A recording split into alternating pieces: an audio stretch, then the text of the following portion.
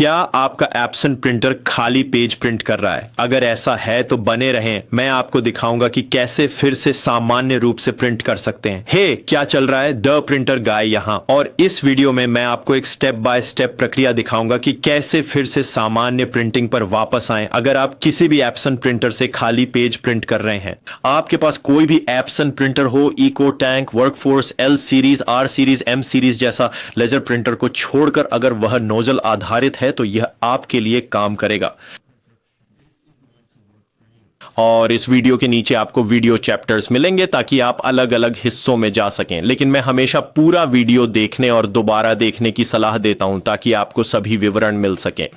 अब मैं जल्दी से समझाना चाहता हूं कि आपके प्रिंटर के साथ क्या हो रहा है।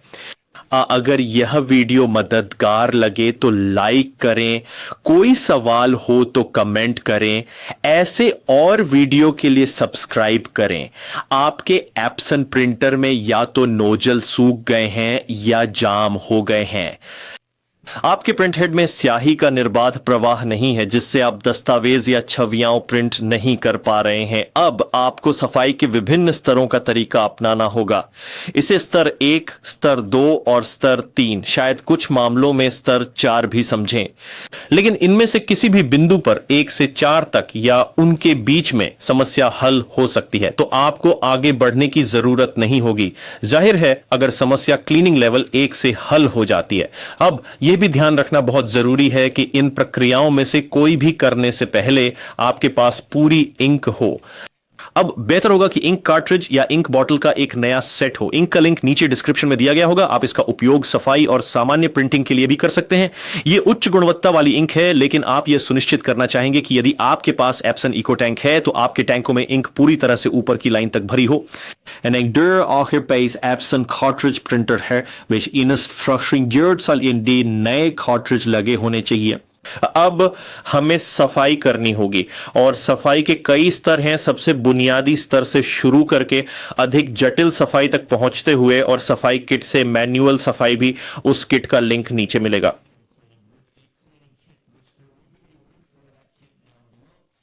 यह अंतिम उपाय है। उम्मीद है कि आपको इसकी जरूरत न पड़े, पर अगर बाकी तरीके काम न करें तो यह एक विकल्प है। किसी भी एप्सन प्रिंटर पर आप होम पेज, सेटिंग्स और फिर मेंटेनेंस में जा सकते हैं। रखरखाव के दौरान ये भी आप एक नोजल रिपोर्ट प्रिंट कर पाएंगे। अभी आप खाली पेज प्रिंट कर रहे हैं इसलिए यह रिपोर्ट प्रिंट नहीं होगी, लेकिन आपको इस रिपोर्ट से परिचित होना होगा क्योंकि रास्ते में आप इसे ही प्रिंट करेंगे अपनी गुणवत्ता जांचने के लिए। नोजल रिपोर्ट में लाइनें गायब या धुंधली होने पर आपको सफाई जारी रखनी होगी जब तक स्क्रीन पर पूरी तरह काम करता प्रिंट हेड न दिखे जहां सभी लाइनें बिना रुकावट या धुंधलेपन के छपें। सब कुछ सही निकल रहा है। ये आपको बताता है कि प्रिंटर पूरी क्षमता से काम कर रहा है। तो आपको सबसे पहले जो सफाई करनी होगी वह सेटिंग्स रखरखाव में है। इसे प्रिंट हेड क्लीनिंग या हेड क्लीनिंग्स कहते हैं आपके मॉडल के अनुसार। अब आप यह हेड क्लीनिंग प्रिंटर डिस्प्ले पर कर सकते हैं। यदि डिस्प्ले नहीं है तो मोबाइल डिवाइस से करें। यदि मोबाइल डिवाइस का उपयोग नहीं कर रहे और डिस्प्ले नहीं चाहते तो इसे पीसी या लैपटॉप से कर सकते हैं। आपको बस सेटिंग्स, मेंटेनेंस और प्रिंट हेड क्लीनिंग में जाना है। अब आप ये प्रिंट हेड या हेड क्लीनिंग कर सकते हैं। अगले चरण पर जाने से पहले मैं इसे 5 से 10 बार करने की सलाह दूंगा। इसका मतलब है कि आप क्लीनिंग चलाएंगे, इसमें 3 से 4 मिनट लग सकते हैं। आप एक नोजल रिपोर्ट प्रिंट करेंगे और फिर वापस जाकर एक और चलाएंगे जब तक आप लगभग 5 से 10 बार ना कर लें। 10 अधिकतम है जो आप करना चाहेंगे, क्योंकि अगर ये 10वीं बार तक काम नहीं कर रहा है, या आप इसे आधा भी कर सकते हैं अगर आप इसे जल्दी करना चाहते हैं, क्योंकि ये पहला स्तर है। अगर आप मान लीजिए इसे 5वीं बार कर चुके हैं तो आप अगले पर जाना चाहेंगे। कम से कम 5, वास्तव में कम से कम एक मध्य बिंदु 5। अगर आपके पास समय कम होता और इसे सच में साफ करना होता तो मैं 5 कहता। अगर आपके पास थोड़ा और समय होता तो 10 तक जाओ, अधिकतम 10, और फिर वहां से सफाई के अगले स्तर पर बढ़ो। अब सफाई का यह स्तर जिसके बारे में मैं यहां बात करने जा रहा हूं, या आपके एप्सन प्रिंटर पर हो सकता है, लेकिन शायद नहीं। लेकिन अगर ऐसा है तो बस डीप क्लीनिंग करें। यह ज्यादातर गैर एप्सन इकोटैंक प्रिंटर मॉडल पर दिखेगा। यह डीप क्लीनिंग है, प्रिंट हेड क्लीनिंग से एक स्तर ऊपर। तो ये गहरी सफाई मैं इसे 2-3 बार करता, और वह गहरी सफाई समस्या को जरूर हल कर देगी। यदि नहीं तो आपके एप्सन इकोटैंक मॉडल्स के लिए अगला विकल्प पावर क्लीनिंग है। पावर क्लीनिंग करते समय आपको यह सुनिश्चित करना होगा कि स्याही पूरी भरी हो। यदि आपने पहले ही अन्य रखरखाव चक्र चलाए हैं तो पावर क्लीनिंग करने से पहले सुनिश्चित करें कि स्याही पूरी हो। इन पावर क्लीनिंग के बीच आपको 24 घंटे का इंतजार भी करना होगा। तो अगर आप एक से ज्यादा पावर क्लीनिंग कर रहे हैं तो आपको शायद 2 से 3 दिन लग सकते हैं। अगर आप कुल 2 या 3 पावर क्लीनिंग कर रहे हैं, लेकिन उम्मीद है कि अब तक आपकी नोजल रिपोर्ट आ गई होगी, जिससे पता चलेगा कि सभी रंग ठीक से काम कर रहे हैं और प्रिंट हो रहे हैं। अगर नहीं तो आपको अगले कदम पर जाना होगा। उस चरण पर जाने से पहले मेंटेनेंस बॉक्स के बारे में बात करना जरूरी है। आपके पास मौजूद एप्सन प्रिंटर के आधार पर आपके पास मेंटेनेंस बॉक्स हो भी सकता है और नहीं भी। यदि आपके पास मेंटेनेंस बॉक्स है तो इस समय एक अतिरिक्त बॉक्स अपने पास रखना अच्छा रहेगा, और यदि आपने समस्या हल कर ली है तो मैं वैसे भी मेंटेनेंस बॉक्स बदल देता, क्योंकि हमने अतिरिक्त स्याही उसी में धकेली है ताकि जमा या सूखी स्याही बाहर निकल सके। वह स्याही कहीं तो जाएगी और वह आपके मेंटेनेंस बॉक्स में जाती है। यदि आपके पास इंक पैड या ऐसा ही कुछ है तो उसे साफ करना होगा। एप्सन इकोटैंक मॉडल में मेंटेनेंस बॉक्स आसान होते हैं। मैं नीचे कुछ मेंटेनेंस बॉक्स के लिंक दूंगा जिनका उपयोग आप इन सफाई में कर सकते हैं। अब सामान्य प्रिंटिंग के लिए आखिरी सफाई कदम है प्रिंट हेड क्लीनिंग किट से मैन्युअल सफाई। यह एक मैनुअल प्रक्रिया है जो आपको खुद करनी होगी।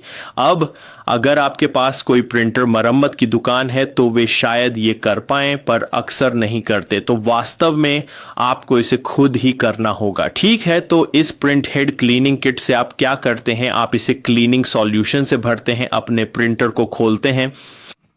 यदि आपके पास एप्सन इकोटैंक है तो यह थोड़ी अधिक जटिल प्रक्रिया है। मेरे चैनल पर एक प्लेलिस्ट है जिसका लिंक नीचे दिया गया है, जिसमें ज्यादातर एप्सन इकोटैंक मॉडलों के वीडियो निर्देश हैं। आपको बस उस प्लेलिस्ट में जाना होगा या मेरे चैनल पेज पर अपने प्रिंटर मॉडल को खोजना होगा और आपको इस क्लीनिंग किट का उपयोग कैसे करना है इसका एक निर्देश वीडियो मिल जाएगा। असल में आपको सिरिंज लेनी है, नोजल पर एक सिलिकॉन ट्यूब लगानी है और क्लीनिंग फ्लूइड को अंदर धकेलना है।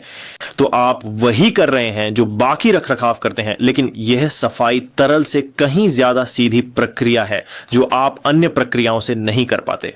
यह क्लीनिंग फ्लूइड प्रिंट हेड से जमी और सूखी स्याही को पूरी तरह साफ कर देगा। इस किट के कई तरीके हैं। आप फ्लूइड को गर्म कर सकते हैं जो सामान्य फ्लूइड से बेहतर है, लेकिन आपको अपने प्रिंटर मॉडल के लिए मेरे चैनल पर वीडियो निर्देश देखने होंगे, क्योंकि इस वीडियो में मैं आपको बस एक त्वरित नमूना दे रहा हूं कि आपको क्या करना होगा। तो अगर आपका एप्सन प्रिंटर खाली पेज छाप रहा है तो ये सभी विकल्प हैं। मुझे यकीन है कि इन तरीकों से आप फिर से सामान्य प्रिंटिंग कर पाएंगे।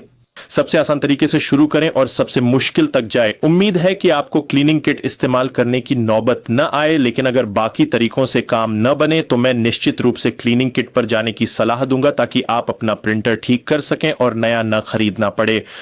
फिर से नीचे डिस्क्रिप्शन में कई उत्पादों के लिए एक लिंक मिलेगा जिसमें इस वीडियो में बताई गई क्लीनिंग किट भी शामिल है। मेरे चैनल के अन्य वीडियो देखने के लिए आप बस मेरे चैनल पेज आइकन पर क्लिक कर सकते हैं, या आप नीचे दिए गए लिंक का उपयोग उस प्लेलिस्ट के लिए कर सकते हैं जो मैंने विभिन्न एप्सन प्रिंटर और अन्य प्रिंटर पर की गई सभी मरम्मत के लिए बनाई है। ठीक है, तो मुझे सच में उम्मीद है कि यह वीडियो मददगार साबित हुआ होगा। अगर पसंद आया तो वीडियो लाइक करें, कोई सवाल हो तो कमेंट करें, ऐसे और वीडियो के लिए सब्सक्राइब करें। इस वीडियो को अंत तक देखने के लिए आपका बहुत धन्यवाद। मैंने आपके लिए 2 वीडियो चुने हैं जो स्क्रीन पर हैं। इस चैनल को सब्सक्राइब करना भी ना भूलें। यदि आप प्रिंटर मालिक हैं तो आपके लिए बहुत उपयोगी सामग्री है। भविष्य में यह संसाधन आपके काम आएगा, चाहे प्रिंटर ठीक से काम न करे या आपको नए सुझाव चाहिए हों। तो मैं आपको अगले वीडियो में फिर से देखने के लिए उत्सुक हूं।